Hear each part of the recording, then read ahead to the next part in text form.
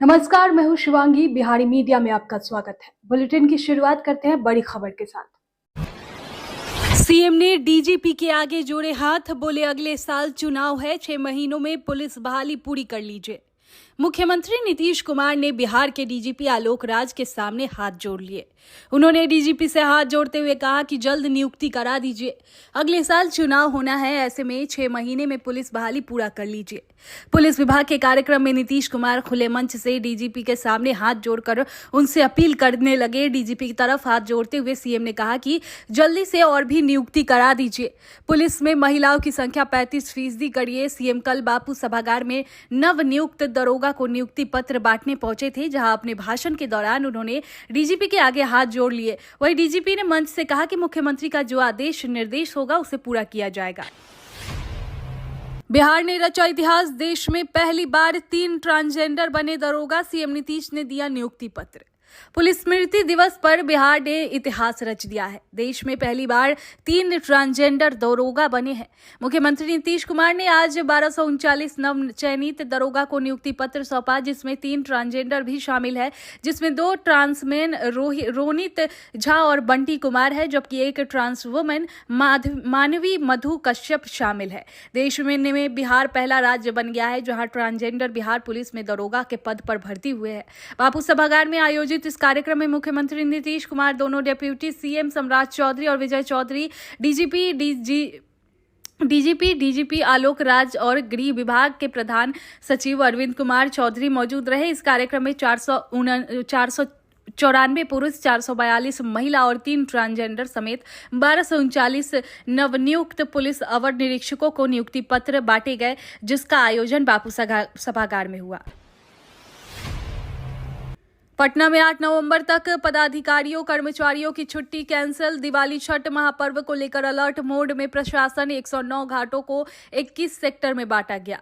पटना जिला प्रशासन छठ महापर्व को लेकर अलर्ट मोड में है। DGP DM doctor Chandrashekhar Singh के निर्देश पर दिवाली और छठ महापर्व को लेकर जिला अनुमंडल प्रखंड स्तरीय सभी पदाधिकारियों, तकनीकी पदाधिकारियों और पर्यवेक्षक स्तर के पदाधिकारियों की छुट्टी पर 29 अक्टूबर तक रोक लगा दिया गया है। इसके अलावा गंगा नदी के 109 घाटों को 21 सेक्टर में बांटा गया है। सेक्टर पदाधिकारियों और सेक्टर पुलिस पदाधिकारियों के नेतृत्व में डेडिकेटेड टीम एक्टिव है। निर्धारित एसओपी के तहत घाटों को तैयार किया जा रहा है। व्रतियों की सुविधा और सुरक्षा के लिए वैकल्पिक व्यवस्था की गई है। इस बार 45 पार्क और 63 तालाबों में भी व्रतियों के लिए सभी सुविधा रहेगी। बाढ़ से नुकसान का जायजा लेने बिहार पहुंची केंद्रीय टीम, मुख्य सचिव के साथ की बैठक। बाढ़ से हुए नुकसान का जायजा लेने के लिए केंद्रीय टीम 2 दिवसीय बिहार दौरे पर है। गृह विभाग संयुक्त सचिव पार्थ सारथी के नेतृत्व में 7 सदस्यीय टीम नुकसान का आकलन कर रही है। केंद्रीय टीम 2 हिस्सों में बंटकर नुकसान का जायजा ले रही है। एक टीम में 3 और दूसरे में 4 सदस्य शामिल है। ये दल जिला में फसल, पशु और लोगों की मरने का रिपोर्ट केंद्र को देगी। टीम पहले दिन सीतामढ़ी और दरभंगा के लिए रवाना हुई है। बिहार सरकार केंद्र को बाढ़ से हुए नुकसान का प्रपोजल भेज चुका है। मोदी सरकार से 3638 करोड़ रुपए का डिमांड रखा गया है। डिमांड के बाद केंद्रीय टीम बिहार पहुंच रही है। आकलन के बाद राशि जारी की जाएगी। अब तक प्रभावितों के बीच 605 करोड़ रुपए का वितरण हुआ है। सरकार ने ये राशि 2 चरणों में बांटी है। फसल क्षतिपूर्ति के लिए 491 करोड़ रुपए दी गई है। बाढ़ प्रभावितों को डीबीटी के जरिए ये राशि भेजी गई है।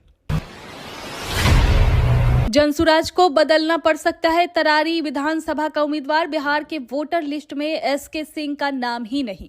जनसुराज ने विधानसभा की 4 सीटों पर होने वाले उपचुनाव के लेकर तरारी विधानसभा से अपना उम्मीदवार घोषणा कर दी है। तरारी से एसके सिंह के ऐलान के बाद जो नई जानकारी सामने आई है, उसने जनसुराज की मुश्किलें बढ़ा दी है। एसके सिंह का नाम बिहार के वोटर लिस्ट में नहीं है। एसके सिंह मूल रूप से भोजपुर के करथ गांव के रहने वाले हैं। एसके सिंह सैन्य अधिकारी रहे हैं और सालों से परिवार के साथ दिल्ली में रहते आए हैं। लेफ्टिनेंट जनरल के पद से सेना से रिटायर होने के बाद एसके सिंह दिल्ली में ही रह रहे थे और वो दिल्ली के ही वोटर भी है। अब तक तरारी से उम्मीदवार घोषित हुए हैं। वैसे में नामांकन के लिए मुश्किल खड़ी हो गई है। चुनाव आयोग के नियमों के अनुसार कोई व्यक्ति किसी राज्य में विधानसभा से चुनाव लड़ता है तो उस व्यक्ति का नाम राज्य में किसी भी विधानसभा क्षेत्र के वोटर लिस्ट में उनका नाम होना चाहिए।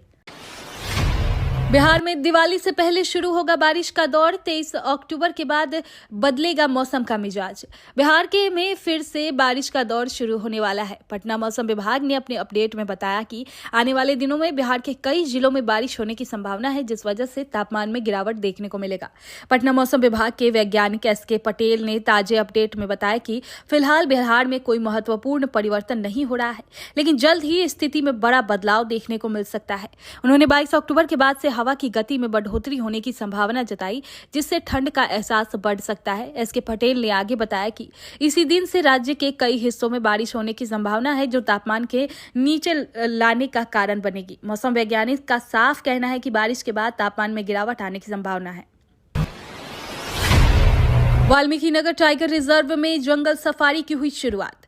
पश्चिम चंपारण के वाल्मीकि नगर में वन विभाग द्वारा पर्यटन सत्र का औपचारिक शुरुआत कर दिया गया है। सुबह जंगल सफारी के साथ नए स्थल की शुभारंभ की गई। इस दौरान अधिकारियों ने हरी झंडी दिखाकर और नारियल फोड़कर नए सत्र का शुभारंभ किया। वहीं इस बार नेचर गाइडों के लिए नए अवसर वन विभाग ने इस सत्र में स्थानीय नेचर गाइडों को प्रोत्साहित करने और उनके लिए रोजगार के नए अवसर सृजित करने की पहल की है। विभाग द्वारा गाइडों को विशेष प्रशिक्षण दिया जाएगा ताकि हस्त निर्मित सामान के साथ शहद उत्पादन आदि कर सके। बिहार के इस जिलों में 102 एम्बुलेंस सेवा पूरी तरह से ठप। अनिश्चितकालीन हड़ताल पर गए कर्मी। नवादा में कल से 102 एम्बुलेंस की सेवा पूरी तरह से ठप हो गई है। सभी एम्बुलेंस कर्मी अनिश्चित हड़ताल पर चले गए हैं। सदर अस्पताल स्थित DHS कार्यालय के पास कुल 160 एम्बुलेंस कर्मी बैठ गए हैं, जिसमें एम्बुलेंस ड्राइवर EMT शामिल है। जिले में कुल 40 एम्बुलेंस की सेवा कल से ठप कर दी गई है। अलग अलग PHC, अनुमंडलीय एवं सदर अस्पताल में एम्बुलेंस खड़ी है। हड़ताल के पीछे की वजह 4 माह का वेतन भुगतान है और इसके अलावा एम्बुलेंस चालकों की 6 सूत्री मांग है, जिसको लेकर वे सभी आज से एम्बुलेंस की सेवा को ठप कर दिया है। एम्बुलेंस की सेवा ठप होने से अस्पताल आए मरीजों को काफी परेशानी हो रही है, जिस कारण उन्हें निजी एम्बुलेंस का सहायता लेना पड़ रहा है। बिहार में जल्द होगी विशेष शिक्षकों की नियुक्ति। बिहार में अब युवाओं के लिए अच्छी खबर है। अब सूबे के अंदर जल्द ही विशेष शिक्षकों की नियुक्ति होनी है। इसको लेकर शिक्षा विभाग ने इसकी पूरी तैयारी कर ली है। इसके पदों का रोस्टर जिले में विभाग को प्राप्त हो चुका है। अब सामान्य प्रशासन विभाग को इसकी अधियाचना भेजी जाएगी, जिसके माध्यम से ये बिहार लोक सेवा आयोग के पास पहुंचेगा। इसके बाद BPSC द्वारा विज्ञापन जारी कर योग्य उम्मीदवारों से आवेदन प्राप्त किए जाएंगे। दरअसल राज्य के विभिन्न जिलों में विशेष जरूरत वाले बच्चों को पढ़ाने के लिए इन शिक्षकों की नियुक्ति की जा रही है। PPSC के माध्यम से इन शिक्षकों का चयन किया जाएगा। ये सभी शिक्षक दिव्यांग बच्चों को पढ़ाने में दक्ष होंगे। इनमें प्राथमिक कक्षा यानी 1 से 5 विद्यालयों में 5534 और मध्य विद्यालय या कक्षा 6 से 8 में 1745 पदों पर नियुक्ति की जाएगी।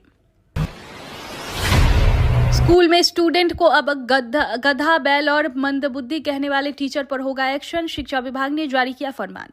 बिहार में कुछ महीने पहले सरकार की तरफ से निजी स्कूलों के तर्ज पर सरकारी स्कूलों में भी पेरेंट्स मीटिंग शुरू की गई और इस दौरान जो फीडबैक मिलता है उसे ध्यान में रखते हुए आगे के महत्वपूर्ण निर्णय लिए जाते हैं। दरअसल पिछले कई महीनों से पेरेंट्स टीचर मीटिंग में ये बातें सामने आ रही थी कि बच्चे भी अपने बातों को रखना चाहते थे, लेकिन उन्हें मौका नहीं मिल पाता था। इसके बाद कुछ ऐसे शब्द उन्हें टीचर के तरफ से कहे जाते हैं वो उचित नहीं है। लिहाजा अब सरकार ने ये निर्णय लिया है कि स्कूलों में छात्रों के नामों का मजाक उड़ाना या उन्हें तोड़ मरोड़ कर बोलना भी प्रतिबंधित होगा। शिक्षा विभाग ने इस संबंध में कड़ा निर्देश जारी किया है। मालूम हो कि कई बार स्कूलों में शिक्षक और छात्र बच्चों का उपनाम रख लेते हैं, जैसे पढ़ाई में कमजोर छात्रों को गधा या उल्लू, कमजोर यादाश्त वाले छात्रों को मंद बुद्धि आदि कहकर पुकारा जाता है। इसके अलावा कुछ शिक्षकों बच्चों के नाम भी बिगाड़कर बुलाते हैं, जैसे आलोका, आलोकवा आदि। इससे छात्रों का आत्मसम्मान को ठेस पहुंचती है और इसका उन्हें शैक्षणिक क्षमता पर भी विपरीत प्रभाव पड़ता है। शिक्षा विभाग ने अब पूरी तरह से इन मामलों पर रोक लगाने का निर्देश जारी किया है। सरकारी स्कूलों में कक्षा में पढ़ाई में तेज छात्र ही नहीं बल्कि कमजोर छात्रों को भी मॉनिटर बनाया जाएगा। जम्मू कश्मीर के गांदरबल में बड़ा आतंकी हमला, बिहार में के 3 लोगों की मौत। जम्मू कश्मीर में एक बार फिर से आतंकियों ने बिहार के लोगों को निशाना बनाया है। रविवार को हुए आतंकी हमले में 7 लोगों की मौत हो गई, जिसमें 3 बिहार के हैं। इस घटना के बाद से बिहार स्थित परिजनों को कोहराम मच गया है। रविवार को गांदरबल आतंकी हमला में बिहार निवासी फहीमन नसीन, मोहम्मद हनीफ और कलीम की मौत हुई है। इस घटना में इंदर यादव और मोहन लाल यादव घायल है। ये सभी मजदूर हैं जो जम्मू कश्मीर में रहकर काम करते हैं। कश्मीर में हुए आतंकी हमले पर चिराग पासवान ने जारी की चिंता, कहा नई सरकार के गठन के बाद ऐसी घटना चिंताजनक है। केंद्रीय मंत्री चिराग पासवान ने कश्मीर में हुए आतंकी हमले को लेकर प्रतिक्रिया देते हुए कहा कि कश्मीर में नई सरकार बनने के बाद इस तरह के आतंकी हमले बढ़ गए हैं। बिहार के मजदूरों की भी मौत हो गई है। ये घटना काफी दुखद है। चिराग पासवान ने कहा कि इस घटना को लेकर केंद्र सरकार पूरी तरह से कार्रवाई कर रही है, लेकिन नई सरकार जो जम्मू कश्मीर में बनी है उन्हें भी इस बढ़ते हुए घटना को लेकर कड़ी कार्रवाई करनी होगी। उन्होंने कहा कि इससे पहले जब केंद्र का शासन जम्मू कश्मीर में हुआ करता था, इस तरह की घटनाओं में काफी कमी आई थी। बिहार में सरकारी कर्मचारियों की बल्ले बल्ले, दिवाली से पहले नीतीश कुमार ने दिया तोहफा। नीतीश सरकार के अधिकारी कर्मचारियों को अक्टूबर का वेतन इस महीने की 25 तारीख से मिलना शुरू हो जाएगा। वित्त विभाग के प्रधान सचिव आनंद किशोर ने इस संबंध में सोमवार को आदेश जारी कर दिया है। उन्होंने सभी विभागीय प्रधानों को पत्र लिखकर कहा है कि वे 25 अक्टूबर से वेतन भुगतान शुरू कर दे। सरकार ने यह निर्णय दिवाली एवं छठ पर्व को ध्यान में रखकर लिया है।